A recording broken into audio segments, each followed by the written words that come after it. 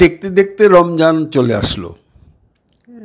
আর আমরা জানি প্রতি বছর এই রমজানের সময় আমাদের দেশে জিনিসপত্রের দাম প্রচণ্ড বেড়ে যায়।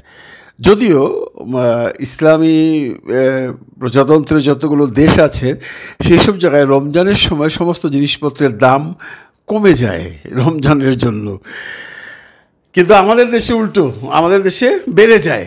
এটা কোনো সরকারই কন্ট্রোল করতে পারেনি। এখন অনেকের মনে প্রশ্ন, এবারকার যে সরকার, ডক্টর ইউনূসের সরকার, তারা কি রমজানের দ্রব্যমূল্য নিজেদের কন্ট্রোলে রাখতে পারবে? অনেকেই বলছেন পারবে, অনেকেই বলছেন পারবে না। পারবে না যারা বলছে তাদের সংখ্যাটা খুব একটা কম নয় বন্ধুরা, কারণ এই এই এই মানুষগুলো এতদিন যাবৎ দেখে আসছে যে এই বিগত ৬-৭ মাসে আমাদের দেশে কোনো জিনিসপত্রের দামই কমেনি, এই সরকার পারেনি। এতে করে অনেকেই অনেক ধরনের কমপ্লেন করছেন, আমরাও করেছি যে সরকার কি করছে, দ্রব্যমূল্য তো কন্ট্রোল করতে পারছে না, তোরা দেশ কী করে চালাবে। কিন্তু আমাদের সবাইকে একটু ভাবতে হবে, ব্যাপারটা তো সহজ নয়। একটা এত বড় আন্দোলনের পর, এত বড় একটা মিসহ্যাপের পর, এত বড় একটা ঘটনার পর, এত বড় একটা বিপ্লবের পর জিনিসপত্রের দাম বাড়বে। কারণ যে সমস্ত অসাধু ব্যবসায়ীরা থাকেন তারা সেই সুযোগটা গ্রহণ করেন এবং সরকারের দ্বারা তখন নিয়ন্ত্রণ করা খুব অসম্ভব হয়ে পড়ে। এর বিশেষ কারণ হলো যে পুলিশ বা আইন শৃঙ্খলা রক্ষাকারী বাহিনী ওই মুহূর্তে সরকারের আউট অফ কন্ট্রোল ছিল। আপনারা জানেন পুলিশকে নিয়ে কী কতটুকু হয়েছে, আর্মিকে সেভাবে নামানো হয়নি, কিন্তু যতটুকুই হয়েছে, যেভাবেই হয়েছে, দ্রব্যমূল্যের দাম বেড়েছে। তো এইবার রমজানে ইউনূস সাহেব যেটা করবেন, যেটা শোনা যাচ্ছে, আমি বিভিন্ন নিউজ চ্যানেলে দেখলাম, উনি এখন থেকে প্রিপারেশন নিয়েছেন যাতে করে এইবারের রমজানে অন্তত জিনিসপত্রের দাম না বাড়ে। বিভিন্ন দেশ থেকে বিভিন্ন পণ্য উনি বিভিন্ন দেশ থেকে আমদানির অলরেডি শুরু করে দিয়েছেন। আপনারা হয়তো শুনে খুশি হবেন যারা জানেন না, পাকিস্তান, টার্কি, মিয়ানমার, চায়না, বিভিন্ন দেশ থেকে আমাদের দেশে, সৌদি আরব, আরাবিয়ান গালফের যেগুলো দেশগুলো আছে, এইসব জায়গা থেকে এই দ্রব্যমূল্য নিয়ন্ত্রণে আনার জন্য বিভিন্ন রকম দ্রব্যাদি উনি ইম্পোর্ট করছেন।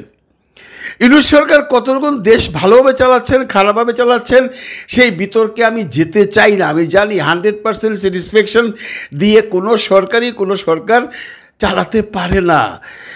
সবাইকে সুখী করা একটা সরকারের দ্বারা সম্ভব না। সেটা আমেরিকার রাষ্ট্রপ্রধানই হোক, কানাডার রাষ্ট্রপ্রধানই হোক, ভারতেরই হোক, বাংলাদেশেরই হোক, আর মিয়ানমারেরই হোক, সমস্যা থাকবেই। এর মধ্যেই আমাদেরকে চলতে হবে।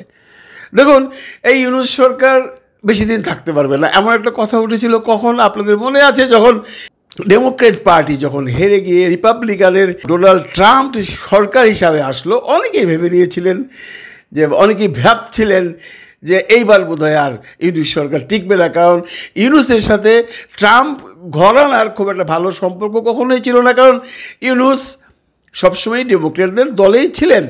আমি যদি আওয়ামী লীগ করি, আমার সাথে বিএনপির সম্পর্ক কখনোই ভালো থাকবে না। আমি যদি বিএনপি করি, আমার সাথে জামাতের সম্পর্ক কখনোই ভালো থাকবে না। এটাই স্বাভাবিক। এবং ট্রাম্প জানতো, বা ট্রাম্প জানে, বা তার কানে একটা কথা গেছে যে এই ইউনূস সাহেব সেই বিল ক্লিন্টনের ফাউন্ডেশনে ফিনান্সিয়াল হেল্প করে, এবং জো বাইডেনের বা বিল ক্লিন্টনের ওয়াইফ যখন ইলেকশন করেছিল হিলারি ক্লিন্টন, তখন বেশ একটা মোটো অঙ্কের ফান্ড দিয়েছিল। সত্য মিথ্যা জানি না, সোজা কথা হলো যে মানুষ জানে, বা আমরা জানি, বা সারা বিশ্ব জানে, ইউনূসের সাথে সম্পর্ক ভালো হলো ডেমোক্রেটদের, রিপাবলিকদের সাথে সম্পর্ক তার খুব একটা ভালো নয়। সবাই আশা করছিল, বা সবাই ভাবছিল, বা সবাই ধরে নিয়েছিল ট্রাম্প এসে ইউনূসকে একটা বাম্বু দেবে, একটা কিছু বলবে, ইউনূস কেঁপে যাবে। আসলে কি তা হয়েছে? কিছুই হলো না। তারপর মোদি সাহেব গেলেন, তারপর যে ঘটনাগুলো ঘটলো সেগুলো আপনারা সবাই জানেন। আপনারা অনেকেই মিস ইন্টারপ্রিটেশন দিয়ে খবর শুনেছেন। প্রথমেই খবরটা বেরিয়ে গেল কি, যে ট্রাম্প নাকি মোদিকে দায়িত্ব দিয়েছে বাংলাদেশকে দেখার জন্য, বাংলাদেশের দায়িত্ব ট্রাম্প মোদিকে দিয়েছে। কথাটা সে তেমনভাবে বলেনি ট্রাম্প। আপনারা সবাই এখন জেনে গেছেন যে ট্রাম্প কী বলেছিল। ট্রাম্প বলেছিল যে এই ব্যাপারে আমার সাথে কথা বলে লাভ নেই, মোদি সাহেব জানে উনি ওই দুই দেশ নিয়ে কাজ করছে এবং উনি 100 ইয়ার্স যাবত এটা নিয়ে গবেষণা করছে। এটা ট্রাম্প কেন বললো 100 ইয়ার্স? বাতো কি বাত, না টিটকারি মারলো, না স্লিপ অফ টাং বলে ফেললো? কারণ 100 ইয়ার্সের তো বয়সই না ইন্ডিয়ার, আর বাংলাদেশের বয়স কত? বাংলাদেশের বয়স 50+, ইন্ডিয়ার বয়স 70+। তো 100 ইয়ার্স আগে কী করে মোদি বাংলাদেশ নিয়ে কাজ করে? বাংলাদেশ নিয়ে যদি বলতো যে এই 30-40 বছর যাবৎ করছে, তাও তো মোদি করছে না, এর আগে করেছে ইন্দিরা গান্ধী, এরপরে রাজীব গান্ধী, এরপরে অন্যান্য সরকার এসেছিল, মোদি আসছে 8-10 বছর যাবৎ। ট্রাম্প যদি বলতেন যে হ্যাঁ 8-10 বছর যাবৎ তো উনি কাজ করছেন, উনি ব্যাপারটা দেখবেন মানে বাংলাদেশকে দেখবেন, এমন কোনো কথা ট্রাম্প বলেনি। এত আহম্মকের মতো কথা একজন দেশের রাষ্ট্রপ্রধান বলতে পারে না। কিন্তু এটা মিসইন্টারপ্রিটেশন বাংলাদেশে হয়েছে। আমি অনেক জায়গায় দেখেছি, অনেক নিউজওয়ালারা বলেছে বাংলাদেশের দায়িত্ব মোদিকে দিয়ে দিয়েছে। না রে ভাই, এই ধরনের কোনো কথাই তো হয় নাই। সে যেটা বলতে চাচ্ছে যে এই সম্পর্কে আলোচনাটা মোদির সাথে করাই ভালো, মোদি এই ব্যাপারে কথা বলবে। সে অ্যাকচুয়ালি কোনো রকম কথাকে আগে বাড়াতে চায় নাই, সে মোদির কাঁধে বন্দুকটা ছেড়ে দিছে। মোদিও চালাকি করছে। মোদি দেখলো এখন কি বলবে, কোনটা বলবে, কোনটা খারাপ হবে, কোনটা ভালো হবে, কোনটা ফেসে যাবে। মোদি ট্যাক্টফুলি এই প্রসঙ্গে কোনো কথাই বলল না। মোদি চলে গেল আপনার ইউক্রেন যুদ্ধে। তো এই যে ইন্টারন্যাশনাল পলিটিক্স বা ইন্টারন্যাশনাল পলিটিক্স যেগুলো আছে এগুলো থাকবে, এর জন্য ঘাবড়ালে চলবে না। এর জন্য ইউনূস সাহেব ঘাবড়ায়নি। দেখেন ইউনূস সাহেব তো এখানে রাষ্ট্রপ্রধান হতে আসে নাই, বা সরকার প্রধান হতে আসে নাই, বা এই আমাদের যে নতুন সরকার অন্তর্বর্তীকালীন সরকারের প্রধান হতে আসে নাই। উনি তো তখন প্যারিসে ছিলেন। ওনাকে বৈষম্য বিরোধী ছাত্র আন্দোলনের নেতারা তখন ভেবেছে যে একটা নিউট্রাল মানুষ আসা দরকার। কিন্তু যখন এখানে ঘটনাটা ঘটে তখন তো ইউনূস সাহেব ছিলেন প্যারিসে, অলিম্পিকে ছিলেন। ওনাকে ওখান থেকে আনানো হয়েছে, ওনাকে বসানো হয়েছে। ইউনূস সাহেব কোনো ষড়যন্ত্র করে হাসিনাকে সরায়নি, বা ইউনূস সাহেব এটা হওয়ার জন্য এই আন্দোলন হয়নি। ছাত্ররা তাকে বসিয়েছে, সে এখন আছে এখানটায়। সে যতদিন থাকবেন উনি ওনার সততা নিয়ে কাজ করে যাবেন, সে বিশ্বাসটা আমাদের আছে। এখন তার কাজের কিছু কিছু অপারগতা যখন হয় তখন মানুষ তখন চিৎকার করে বলে ইউনূস ফেল করেছে। কিন্তু আদেশকে আমি অত্যন্ত বিনয়ের সাথে বলছি, একটি দেশ চালানো বেশ কঠিন কাজ। আপনারা যারা সাংবাদিক ভাইরা অনেকেই দেখছি সমালোচনা করছেন, মানে সমালোচনা করার মানে শেষ প্রান্তে চলে গেছেন, যেভাবে ইচ্ছা সেভাবে বলেন না। বলার স্বাধীনতাটা তো পেয়েছেন, যে স্বাধীনতাটা হয়তো বা আগে ছিল না, এমন করে কেউ বলতে পারতেন না। বললেও একটা ভয়ে থাকতেন। এখন তো সেই ভয়টা নেই, তাই না? তাই আপনারা বলছেন। কিন্তু আপনারা একবার বুকে হাত দিয়ে বলেন কি কি খারাপ কাজগুলো ইউনূস সাহেব করছে। হ্যাঁ, ইউনূস সাহেব দ্রব্যমূল্যটা কন্ট্রোলে করতে পারেনি, মানলাম। আমি নিজেও বললাম, কারণ দেখালাম। আইন শৃঙ্খলা কন্ট্রোল করতে পারেনি, আইন শৃঙ্খলা এখন কন্ট্রোল হচ্ছে। আরও হার্ড লাইন উনি যেতে পারতেন, উনি যাননি। উনি কিন্তু ভালো কাজ অনেক করছেন বন্ধুরা, অনেক ভালো কাজ করছেন। ইদানিংকালে এসে যেটা করেছে সেটা হলো স্টারলিং বাংলাদেশে আনছে। এটা একটা বিরাট অ্যাচিভমেন্ট বাংলাদেশের জন্য। স্টারলিং সম্পর্কে অনেকে হয়তো জানেন না, যারা জানেন না তাদের জন্য বলছি। স্টারলিং হলো একটা স্যাটেলাইট মাধ্যম যেটা আকাশে থাকে। আমরা কিন্তু এই যে ইন্টারনেট ব্যবহার করি ফাইবার কেবলের মাধ্যমে। এই ফাইবার কেবল বিভিন্ন জায়গায় স্থাপনা করা বিভিন্ন ধরনের কঠিন কাজ, সাগরের নিচ দিয়ে আনতে হয়, পাহাড় কেটে আনতে হয়। কিন্তু স্টারলিং যেটা এলন মাস্কের, এটার মেইন লিঙ্কটা থাকবে আকাশে, আকাশ থেকে সব জায়গায় যাবে। এখানে কোনো বাধাপ্রাপ্ত হওয়ার কিছু নেই। ইউনূস সাহেব গ্রামীণ ফোনের সাথে হোক বা বাংলাদেশ সরকারের সাথে হোক, আমি ঠিক কনফার্ম না কোন লিঙ্কে যাচ্ছে, স্টারলিং বাংলাদেশে আসছে। আপনারা জানেন ইউনূস সাহেবের এই গ্রামীণ ফোন দিয়ে বাংলাদেশে যে বিপ্লব ঘটিয়েছিল মোবাইল নেটওয়ার্কের, তার জন্য কিন্তু ইউনূস সাহেবকে ক্রেডিট দিতেই হবে। যদিও এর আগে সিটিসেল এসেছিল, কিন্তু তাদের সেই টেলিফোন সিস্টেম এত কস্টলি ছিল যে সাধারণ মানুষের হাতে ছিল না।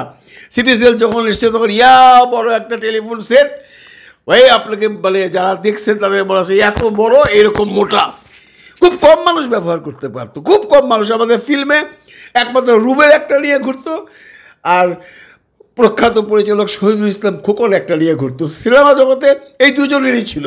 পরে ধীরে ধীরে কেউ কেউ কিনেছে, কারণ ওটার ওই সময় দাম ছিল লক্ষ টাকার উপরে। একটা কল করলে তখন 26 টাকা 27 টাকা লাগতো, রিসিভ করলে 12 টাকা 13 টাকা লাগতো। ওই সময় 1 লক্ষ টাকা, এখন কিন্তু অনেক টাকা। সেইখান থেকে গ্রামীণ ফোন এই মোবাইল নেটওয়ার্ককে 2G থেকে 3Gতে এনে এমনভাবে বিস্তার করেছে, এমনভাবে মানুষের মধ্যে ছড়িয়ে দিয়েছে, এটা কিন্তু ইউনিসেফের ক্রেডিট। মোবাইল ফোন সবার হাতে হাতে চলে আসছে।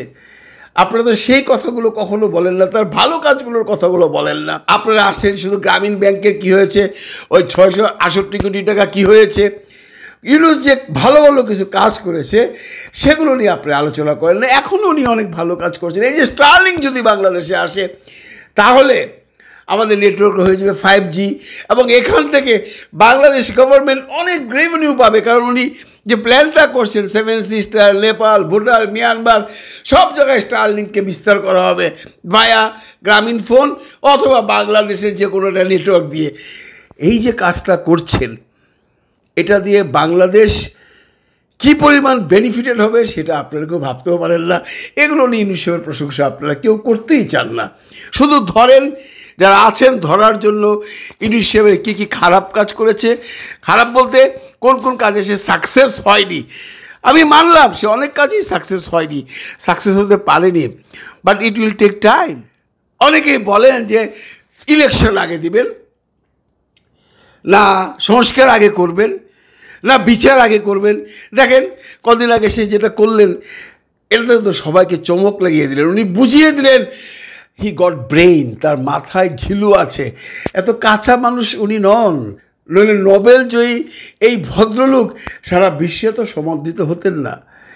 এই যে মিটিংটা লাস্ট করলেন, এটা নিয়ে অনেকেই শুনে ফেলেছেন যে উনি বলছেন উনি নিজে কিছুই করবেন না, সমস্ত পলিটিক্যাল লিডারদের ডেকে নিয়ে বলেছেন আপনারা সংস্কার চান লিখে দিন, আপনারা বিচার চান লিখে দিন, আপনারা বিচার চান না সেটাও লিখে দিন, আপনারা সংস্কার চান না সেটাও লিখে দিন, আপনারা ইমিডিয়েট ইলেকশন চান সেটাও লিখে দিন, দেরিতে ইলেকশন চান সেটাও লিখে দিন। এখন কি করবে সরকারি দলের বিরুদ্ধে যারা বিভিন্ন দল আছেন, রাজনৈতিক দল, তারা কিন্তু মুখে কোনো কথা আর বলতে পারবে না, এখন লিখে দিতে হবে। এখন আপনি কি লিখবেন আমি ইলেকশন চাই বিচার চাই না? বা আপনি কি লিখবেন আমি ইলেকশন চাই সংস্কার চাই না? লিখবেন না, লিখলে আপনি ফেসে যাবেন। কাজে ইউনুসকে এত কাঁচা মানুষ মনে করবেন না। ইউনুস হার্ড লাইনে যাচ্ছে না। প্রফেসর ডক্টর মোহাম্মদ ইউনুস যদি হার্ড লাইনে যায় তাহলে দেশের অবস্থা আরও খারাপ হবে। উনি ধীরে ধীরে সব কিছু ঠিক করে ফেলবেন, সে আশায় আমরা রইলাম। ভালো থাকবেন সবাই, ভালো রাখবেন সবাইকে। খুদা হাফিজ।